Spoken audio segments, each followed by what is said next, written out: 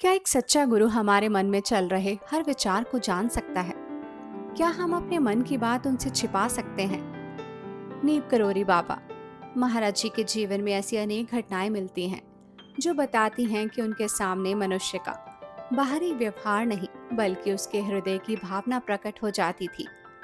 ये सत्य घटना है श्री श्रीवास्तव जी की। सन 1966 की बात है। उस समय वे घोड़ाखाल में अध्यापक थे। एक दिन उन्होंने पहली बार महाराज जी के बारे में सुना। भक्तों से उनकी दिव्य लीलाओं की चर्चा सुनकर उनके मन में भी बाबा के दर्शन करने की इच्छा जागी। जब वे पहली बार महाराज जी की कुटिया में पहुंचे, तब उन्होंने सोचा भी नहीं था कि उनके साथ क्या होने वाला है। जैसे ही उन्होंने भीतर प्रवेश किया, महाराज जी मुस्कुराए और बोले, आओ श्रीवास्तव आओ। फिर वहां बैठे भक्तों से कहा, ये अयोध्या के रहने वाले हैं। इनके पिता वाटर वर्क्स विभाग में काम करते हैं। श्रीवास्तव जी आश्चर्यचकित रह गए। ये उनकी पहली मुलाकात थी। उन्होंने अपना नाम भी नहीं बताया था। फिर भी महाराज जी उनके बारे में सब कुछ जानते थे। उस दिन से उनके मन में बाबा के प्रति गहरी श्रद्धा जाग उठी। वे अवसर मिलते ही कैंची धाम आने लगे। हर मुलाकात के साथ उनका विश्वास और भी गहरा होता गया। लेकिन उनके मन में एक दुविधा भी थी। उन्हें पहले ही अपने गुरु से नानक शाही मंत्र की दीक्षा मिल चुकी थी। वे प्रतिदिन उसी मंत्र का जप करते थे और अपने गुरु के प्रति अटूट श्रद्धा रखते थे। वे सोचते थे, यदि मेरा मन पूरी तरह महाराज जी की ओर आकर्षित हो गया तो कहीं ऐसा ना हो कि अपने गुरु के प्रति मेरी भक्ति कम हो जाए। ये विचार उन्हें भीतर ही भीतर परेशान करता था। एक दिन वे फिर कैंची आश्रम पहुंचे। इस बार उन्होंने निश्चय किया कि वे चुपचाप सबसे पीछे बैठेंगे। वे बाहर से महाराज जी के दर्शन करेंगे और भीतर ही भीतर अपने गुरु मंत्र का जप करते रहेंगे। उन्हें लगा कि शायद इस प्रकार वे अपने मन को महाराज जी के प्रभाव से बचा पाएंगे। लेकिन क्या कोई गुरु अपने भक्त के मन की बात नहीं जानता? महाराज जी ने उन्हें देखते ही बार बार अपने पास बुलाना शुरू किया। हर बार वे उन्हें कोई फल प्रसाद में देते। श्रीवास्तव जी प्रसाद लेकर वापस अपनी जगह बैठ जाते और फिर मंत्र जप शुरू कर देते।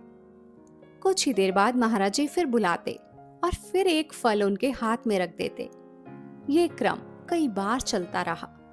अंत में श्रीवास्तव जी मुस्कुराकर बोले, बाबा, आज तो आप सारे फल मुझे ही दे रहे हैं। महाराज जी भी मुस्कुरा दिए। फिर धीरे से बोले, क्योंकि तुम मेरी परीक्षा ले रहे थे।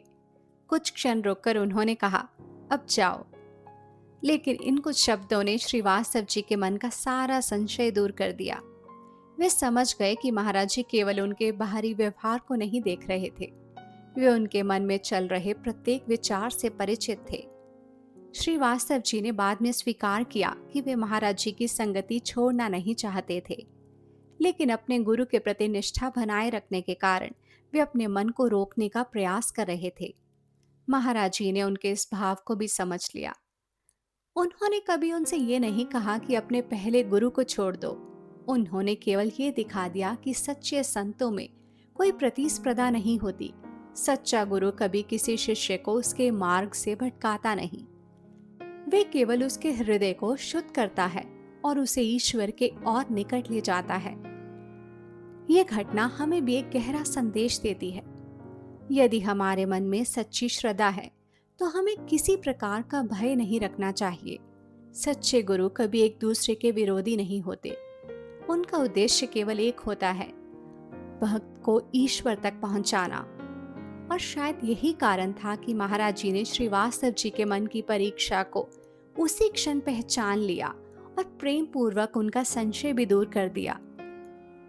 महाराज जी के जीवन से जुड़ी ऐसी असंख्य घटनाएं हैं जहां वे आने वाली परिस्थितियों को पहले ही जान लेते थे और समय से पहले उसकी पूरी व्यवस्था कर देते थे।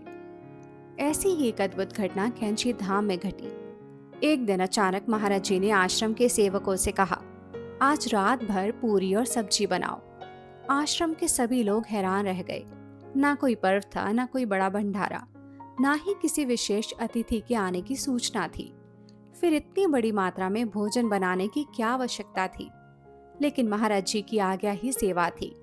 किसी ने कोई प्रश्न नहीं किया। पूरी रात आश्रम की रसोई में चूल्हे जलते रहे। सैकड़ों किलो आटा गूंदा गया, हजारों पूरियां तली गईं, सब्जी तैयार हुई। अगले दिन आश्रम में आने वाले भक्तों को हमेशा की तरह प्रसाद वितरित किया गया, लेकिन उसके बाद भी बहुत सारा भोजन बच गया। रसोई में सेवा कर रहे लोगों को चिंता होने लगी। वे आपस में कहने लगे, इतना भोजन बच गया है, यदि कोई नहीं आया तो ये सब व्यर्थ चला जाएगा। लेकिन महाराज जी शांत थे, मानो उन्हें पहले से ही पता हो कि ये भोजन किसके लिए तैयार किया गया है। उसी दिन सांझ के समय अचानक एक बड़ी दुर्घटना हुई। आश्रम के बाहर सड़क पर एक बस का संतुलन बिगड़ गया। यांत्रिक खराबी के कारण बस सड़क किनारे बने पैरापेट से टकरा गई। बस के अगले पहिए गहरी ढलान की ओर लटक गए। किसी तरह बस वहीं अटक गई, लेकिन पूरी सड़क बंद हो गई। कुछ ही समय में दोनों ओर वाहनों की लंबी कतार लग गई। लगभग 150 बसें वहीं फंस गई। धीरे धीरे अंधेरा छाने लगा। कैंची घाटी की ठंडी रात उतर आई। उस समय वहां कोई बाजार नहीं था, सिर्फ एक छोटी सी चाय की दुकान थी। हजारों यात्री घंटों से भूखे थे। किसी को समझ नहीं आ रहा था कि रात कैसे कटेगी। महिलाएं और छोटे बच्चे ठंड से कांप रहे थे। यात्रियों ने सोचा, आज की रात हमें भूखे प्यासे बसों में ही बितानी पड़ेगी।